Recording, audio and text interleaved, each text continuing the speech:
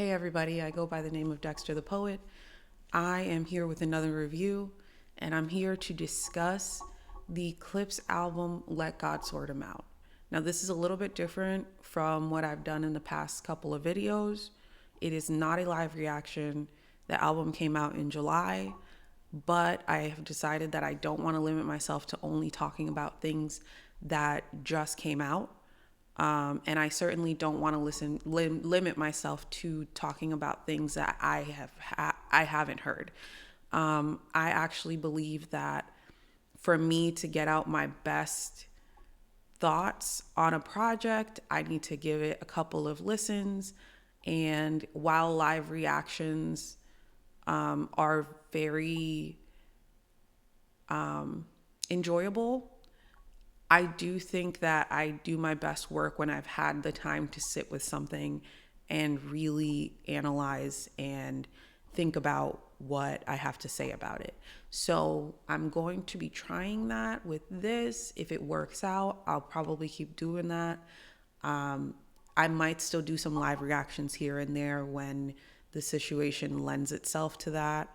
But for now, we are going to attempt it this way and see how it goes.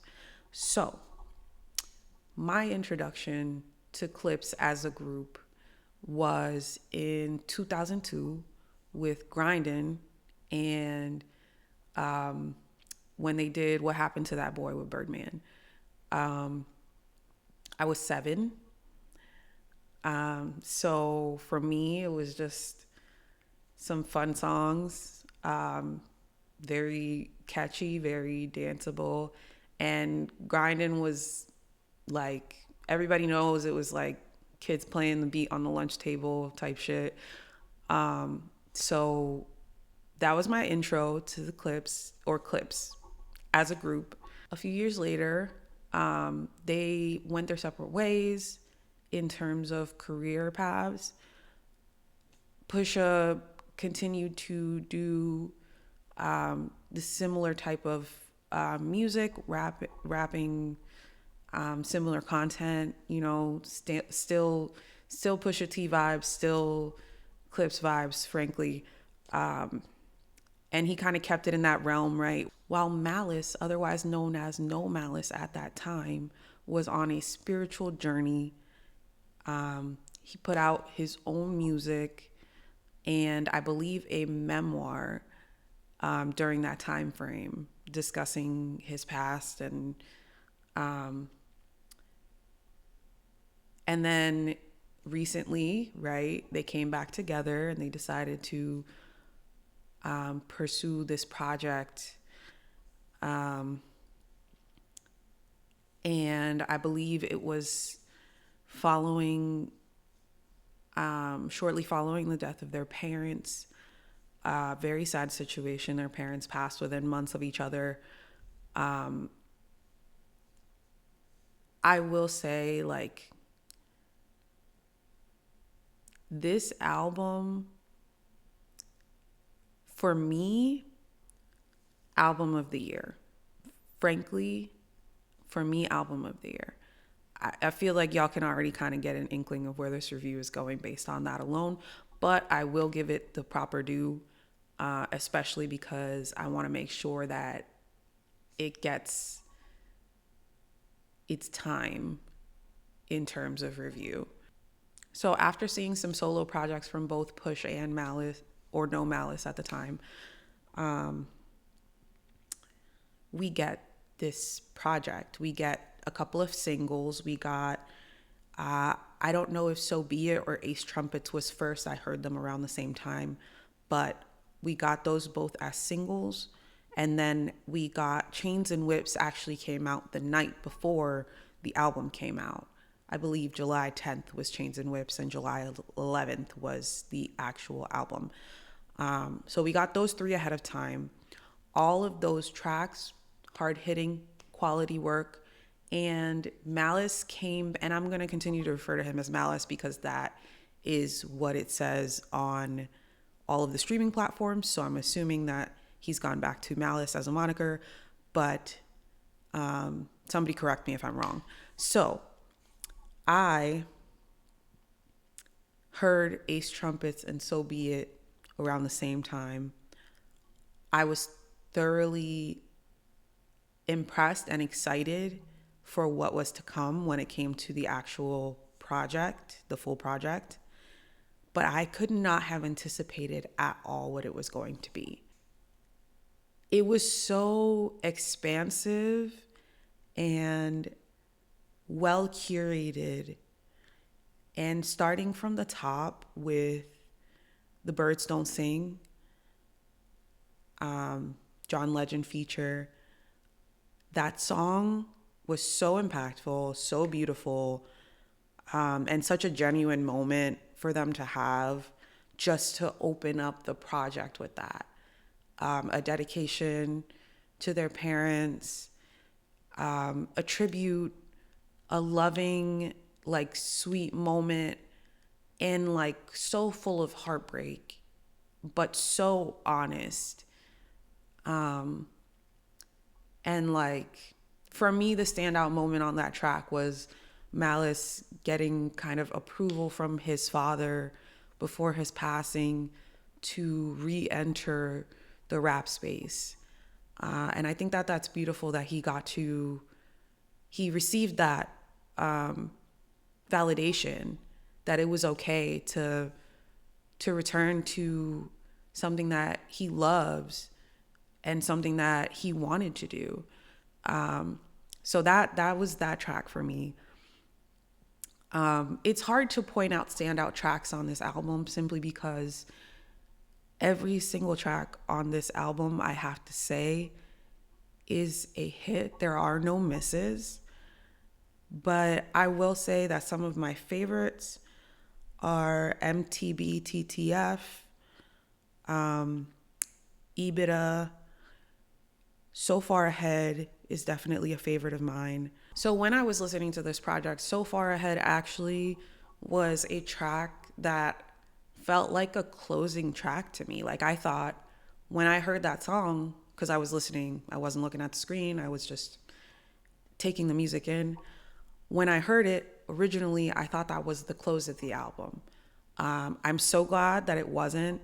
By the grace of God, such a well done song, such a beautifully done song. Also, frankly, Pharrell still has the voice of an angel to this day, and I won't hear otherwise. That man can do everything, and there's really nothing else to be said about him other than he's just one of the most multifaceted people out there, period. For me, this project, it almost, I don't know if it created or if it signifies a cultural shift, but personally, I feel like they chose the perfect time to re-enter. I don't know if this was the plan the whole time, if their rollout was always structured this way for them, like if they always had these plans, but it was done so well, so impeccably well.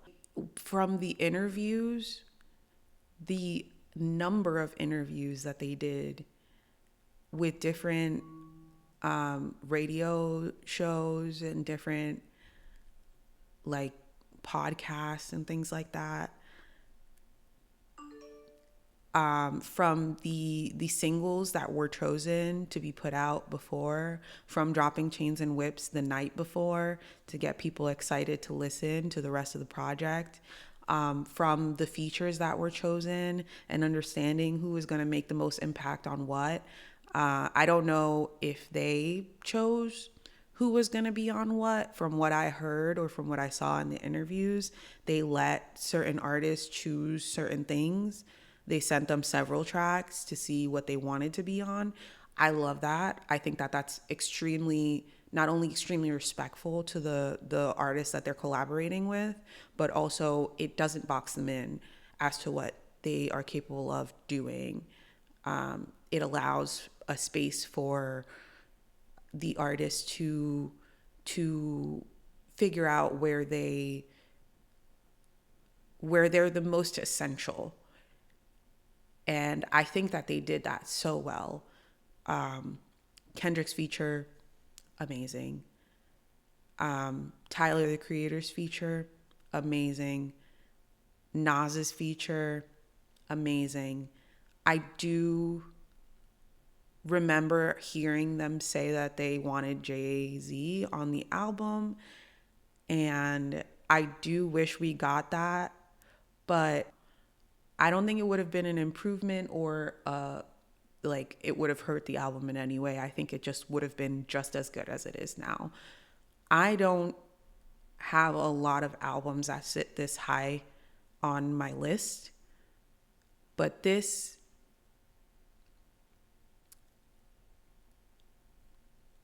it did something for me and to me, and I listen to it frequently still, and will be listening to it frequently for a long time. Returning to some of my favorite tracks, MTBTTF, EBITDA, So Far Ahead, FICO, So Be It. Malice was doing his fucking thing. He, by far, that man, like, people need to read more, because it's very evident that that man, he loves to read. He loves a reference. He didn't just make biblical references. It's clear that artists who consume other media, who consume other music, who consume other movies, who consume, like, who read books, who consume all of this other media and content, really find different ways to come across themselves and find inspiration in those things. He is a prime example of that. The way that he flowed on some of these songs, to me, was wild. And all the flowers to Push, because he too did his fucking thing on those tracks. Not gonna lie to you, like, Malice was the standout of this album for me personally. And I love Push, and I think that he has some really great standout moments as well.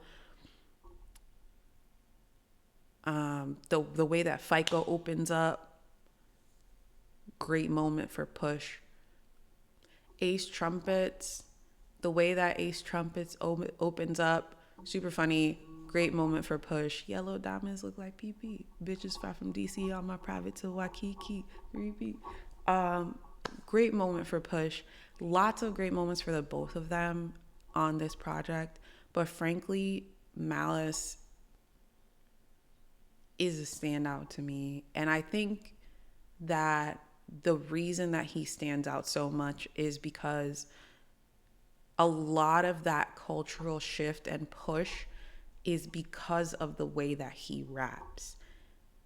It's not just the content. Of course, yes, it is the content itself, but it is also the style of rap. It's the particularities, the nuances of the way that he flows, and the way that he creates little pockets and moments within the rhyme, several rhyme schemes going on at the same time from both of them following each other's rhyme schemes or continuing each other's rhyme schemes, craziness. Like,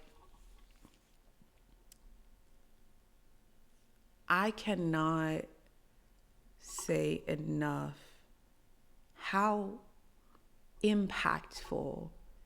I think that this is one of those projects that 10, 15, 20 years down the line, we're still going to be talking about it. We're still going to be talking about what it did to the music landscape. And I love the way that they the way that they collaborated with people who are new in the music space who don't necessarily make music, like people who create these types of videos, reaction videos, especially live reaction videos where the music is playing in the background. A lot of those videos get demonetized, and they did not choose to demonetize a single one of those videos, as well as the fact that they chose to detach from their label so that they could put out a project that was authentic to them, and they wouldn't have to get rid of verses that were important to them. And they wouldn't have to alter their project in any way. That to me signifies a level of authenticity that has been lacking in the music space. Not with everyone. There's still, for sure, I think there's still authenticity in the music space. But I think that the forefront of the music space has not been that for a long time. And I think it didn't start necessarily with them. Like, they're going to be a major player in like launching that change and like being a catalyst in that. I don't think this album fits into the current musical landscape. I think it shifts it. I think them filling venues organically shifts it. I think that them selling out merchandise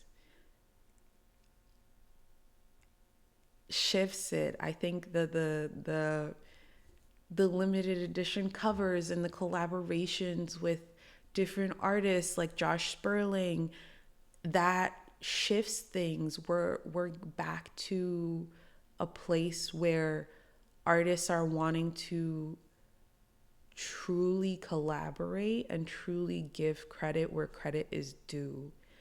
And I think that they deserve so many flowers for that. It's been too long of seeing people only give credit when required, only give payment when required, only give flowers when required. And both of these men decided that enough was enough, that they were going to go ahead and do all of those things without their requirement and just out of the goodness of their own fucking hearts. And as funny as it is to talk about how evil they look on the interviews and shit like that, and like how serious they be looking on stage, and the fact that Push's eyes are like this during the concerts, and Malice is standing there, arms crossed, like staring at the crowd, whatever. They have been killing these shows. I went to the Boston show. I've been seeing clips of all of the other shows that have been happening, and I want to go again. That's how good these shows are. I want so badly to find a way to make my way to another one of those shows, because they're performing at a level that I haven't seen in a long time, in such an authentic way, and without having to do the most, just letting their art speak for itself. And also like the imagery that's being included along with these shows, it shows that the cultural shift, that it's intentional.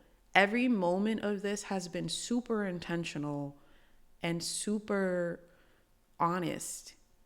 And they weren't fucking around. They weren't playing around when they decided to do this, and they're not playing around now. So for full album reviews and listens, I have decided that the letter grade is going to be my rating criteria. It's going to be from A+ all the way down to F. You probably won't get too many Fs from me, but you probably won't get too many A+ from me either. It's going to be most likely somewhere in the middle range. I have a lot of respect for artists just for creating the art in the first place and putting it out into the world. That's already difficult in and of itself. I am an artist as well. I do know how hard it is to put something out of yourself into the world, especially not knowing how people are going to receive it. So you probably won't get too many F's from me. You probably won't get too many D's from me. It's probably going to be in the mid range. But if I do feel like it deserves a D or an F, I will be honest. If I feel like it deserves an A plus, I will be honest and straightforward about that as well. This project, Let God Sort Him Out, for me is an A plus project. I love this project. I ordered the Josh Sperling limited edition vinyl. It is not here yet. I would love to show it. It has not arrived. I will show it as soon as it does. For me, this is an A plus project, an A plus plus plus. If there was something higher than an A plus, I would give it that. I would love to see this album not only win Rap Album of the Year, but also win Album of the Year. I think it is deserved. I think if people are really listening to what is happening in the music scene post this album dropping and the things that are coming out of it and the people that they are working with and the albums that are